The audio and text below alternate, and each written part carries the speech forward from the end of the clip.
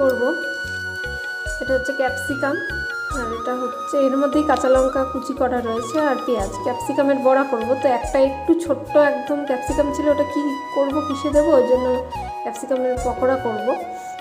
তো একটু একটু করে জল দেব, অল্প অল্প করে জল দিয়ে আমি এটা মেখে নেব। এবার মেখে নিয়ে তারপরে আসছি আবার।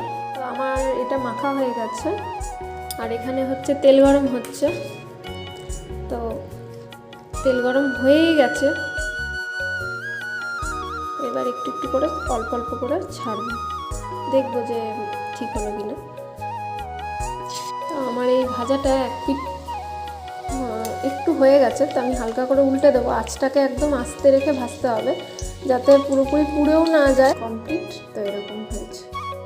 আপনারা সবাই করে দেখবেন, খেয়ে দেখবেন ঘরে কেমন লাগে, কমেন্টে জানাবেন।